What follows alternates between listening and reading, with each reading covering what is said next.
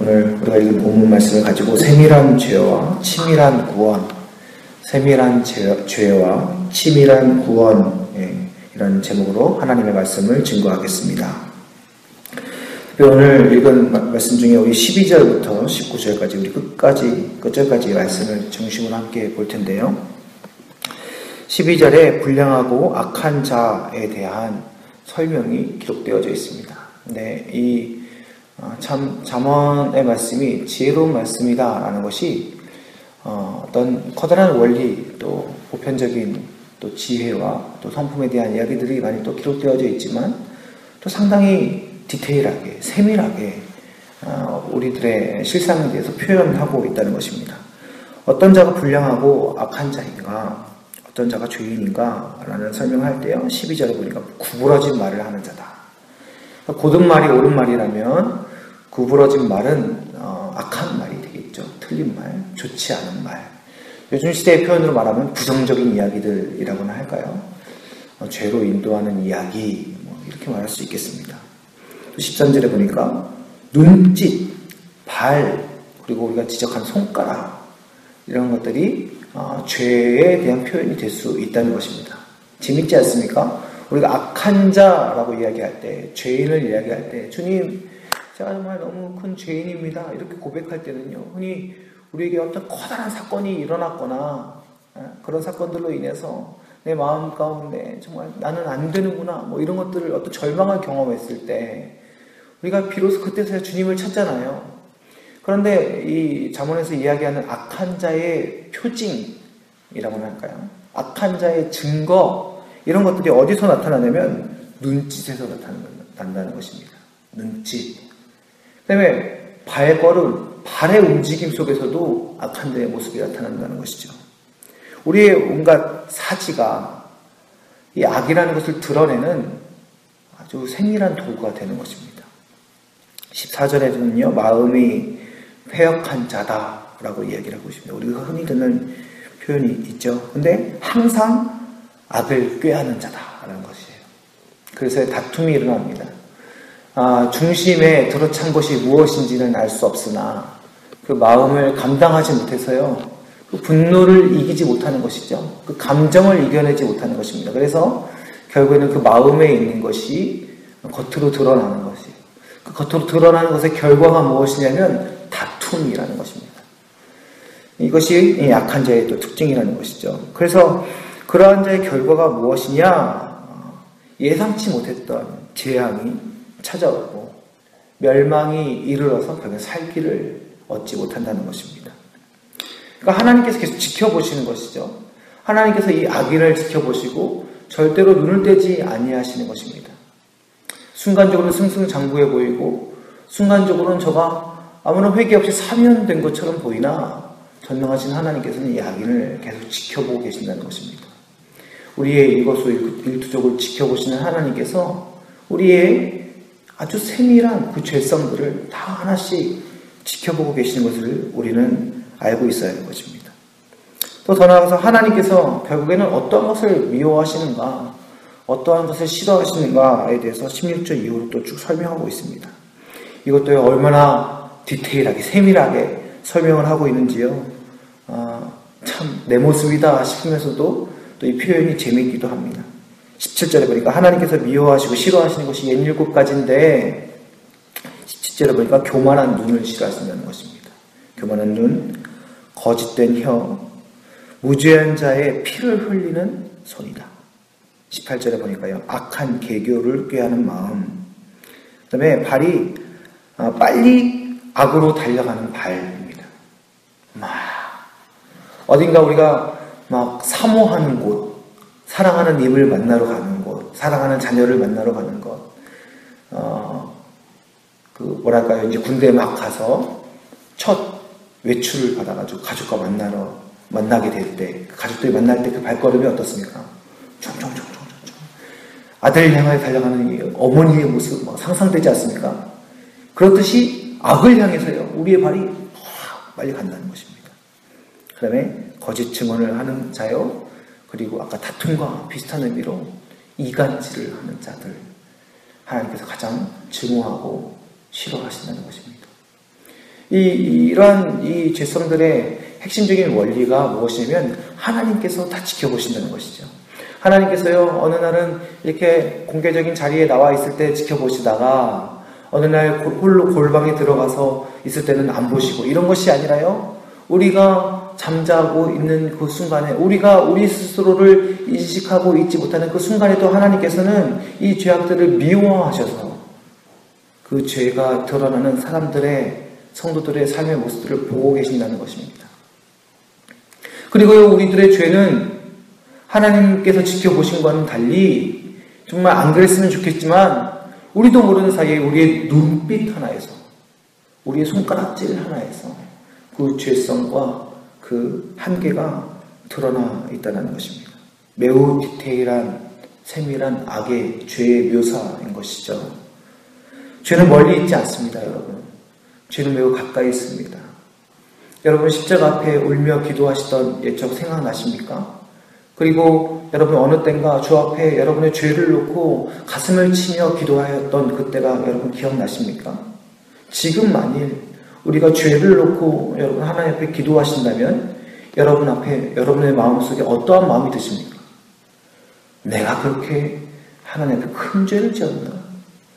내가 그렇게 나쁜 사람인가? 여러분 스스로를 어떻게 평가하십니까? 사랑하는 성도 여러분, 죄에 방심하지 마시기 바랍니다. 우리의 눈빛이 죄입니다. 우리의 손가락질 하나가 죄입니다. 우리의 발짓 하나가 죄인 것입니다.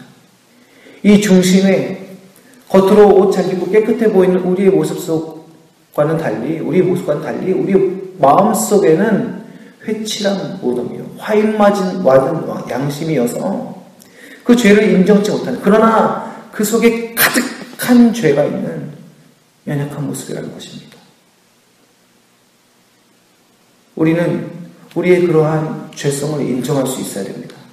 여러분, 어저께 주일 하나님 앞에 예배하시면서 믿음의 성도들 많이 만나셨죠? 많이 교제하셨죠? 여러분의 눈빛은 어떠셨습니까? 여러분의 말은 어떠셨습니까? 여러분의 손가락질은 어떠셨습니까? 여러분의 발은 어떠셨습니까? 주일 날에도 성질 부리는 사람 많이 봅니다. 주일에도요, 미쳐서 집에만 가는 사람 봅니다. 주일에도요, 욕을 하는 사람 봅니다. 주일에도요, 부정적인 말 하는 사람들 보게 됩니다. 사랑하는 여러분, 우리가 그런 분들을 보면서, 그런 사람들을 보면서 나는 지금 아니니까 여러분 그렇게 생각하시면 안 됩니다. 그렇게 말하는 그 순간 우리 마음속에는 교만이라는 죄가 있는 것입니다. 여러분, 우리는 죄로부터 절대 벗어날 수 없는 존재임을 인정해야 되는 것입니다. 여러분, 우리는 상대의 죄를 보면서 나도 똑같은 사람이라는 것을 인정해야 되는 것입니다. 그렇게 죄에 대한 치밀한 인식이 오히려 우리를 구원의 길로 인도하는 첫 지름길이 될 수 있는 것입니다. 마태복음 5장에 예수님께서 율법에 대하여 권면하시면서 이런 말씀을 하십니다. 살인하지 말라 하였을 때 사람 죽이지 않으면 살인하지 않는 것이냐? 그렇지 않다. 노하고 욕하고 미련하다 말하는 그 자체가 살인인 것이다 라고 이야기를 합니다. 나가라 욕하면 공회에 내보낼 것이고, 미련한 자라 욕하는 자는, 말하는 자는 지옥불에 떨어질 것이라고 이야기하셨죠. 사람을 죽여야만이 살인이 아니라 그 마음에 그 상대를 향한 미움, 그 말 한마디로 뱉는 것이 죄라 말씀하시는 것입니다. 간음이 무엇입니까? 그저 내 배우자가 아닌 다른 사람, 음란하게 범죄하면 그것이 간음입니까? 그것만이 아니라 마음에 음욕을 품는 그 자체가 간음이라 이야기하였습니다. 바리새인들이, 율법자들이, 그런 서기관들이 하나님의 말씀을 잘 안다 하면서 그 문자 그대로 내가 육체로 지키니까 나는 의롭다 고백했던 자들이 한꺼번에 죄의 굴레에서 단 한 명도 빠져나갈 수 없는 그 순간이 바로 이 말씀의 선포의 순간인 것입니다. 사랑하는 여러분, 우리는 스스로 구원받을 수 없는 자입니다. 여러분, 우리는 스스로 의로울 수 없는 자들입니다. 사랑하는 여러분, 우리는 모조리 다 죄의 노예인 것입니다. 한순간도 여러분 우리가 그것으로부터 자유할 수 있을 것이라 생각하지 마시기 바랍니다. 잠언서의 지혜는 그것입니다. 우리가 이러한 자들이며 우리가 이것으로부터 벗어날 수 없는 자들이다 라는 것을 기억하는 것입니다. 그것이 우리의 교만을 막는 지름길이죠. 인간적인 마음으로 죄의 크기를 결정합니다. 그래서 그 순간 상대적으로 내가 저 사람보다 조금 덜 죄를 지었을 때 우리는 그것으로 위로받습니다. 그러나 여러분, 그것은 위로가 아니요, 그것은 교만인 것입니다. 우리의 죄의 본질은 하나님 앞에 섰을 때에 우리가 속으로 욕한 자와 저 수많은 정말 폐악한 연쇄살인마들과 하나님 앞에서는 본질적으로 똑같은 죄인 것입니다. 너는 속으로 욕만 했으니까 이만큼 벌받고 너는 연쇄살인을 저질렀으니까 이만큼 크게 벌을 받아라. 그것이 아니라 하나님 앞에서는 우리는 그들과 똑같은 죄인임을 기억해야 되는 것입니다. 이것을 잊어버리는 것이 교만이죠. 하나님께서 이러한 세밀하고 세밀한 이러한 디테일한 우리의 죄들에 대해서 어떻게 용서하시고 구원하실 것인가 치밀한 계획을 짜셨습니다.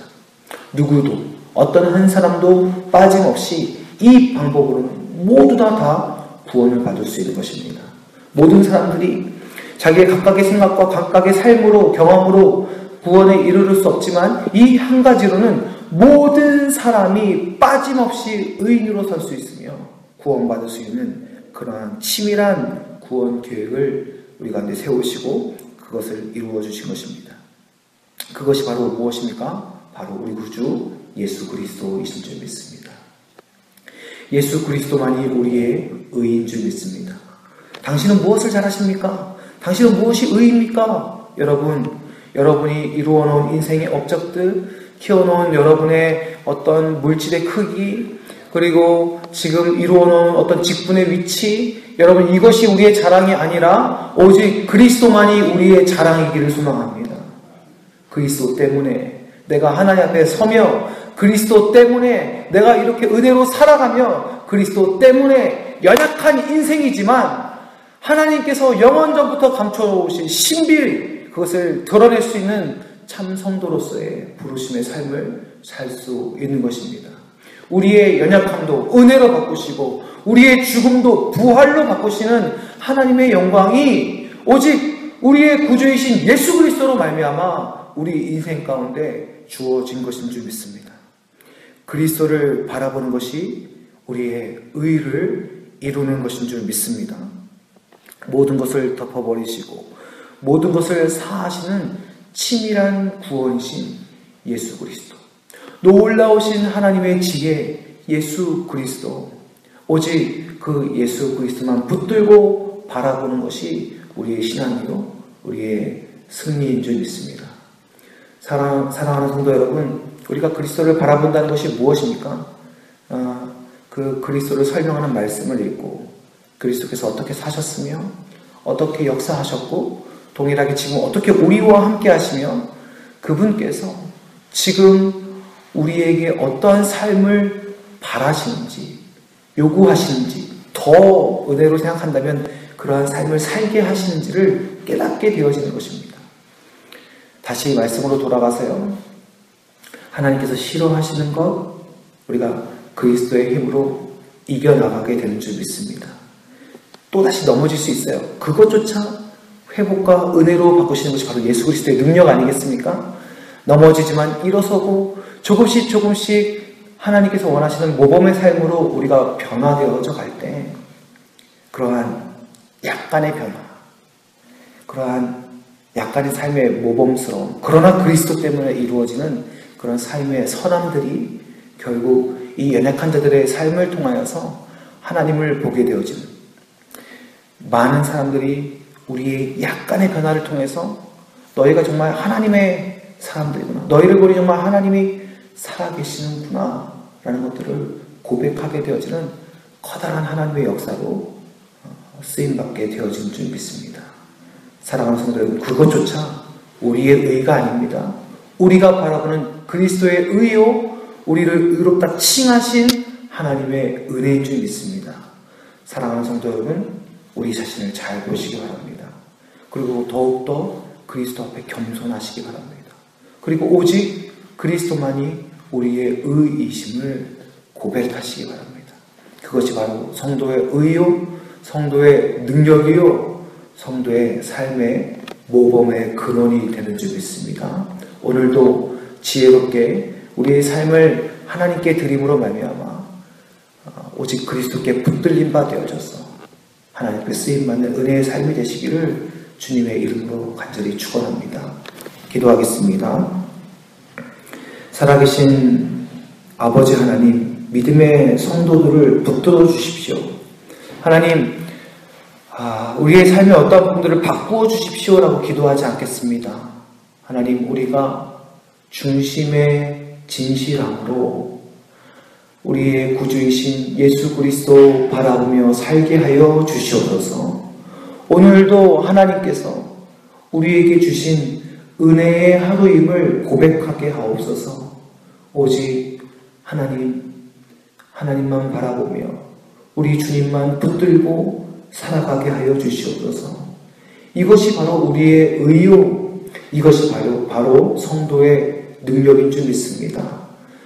모든 삶의 주인이 하나님이심을 고백하는 믿음의 성도들의 고백을 통하여서 하나님의 살아계심과 역사하심을 그 성도들의 고백과 삶을 통하여 드러내신 줄 믿사오니 이 연약한 육시, 부족한 심령을 사용하여 주셔서 하나님의 전능하심과 살아계심을 우리 인생 가운데 보여주시옵소서. 오늘도 우리가 그렇게 하나님을 드러내는 삶을 살게 하실 줄 믿습니다. 사용하여 주옵소서. 우리 주 예수 그리스도의 이름으로 간절히 기도드립니다. 아멘.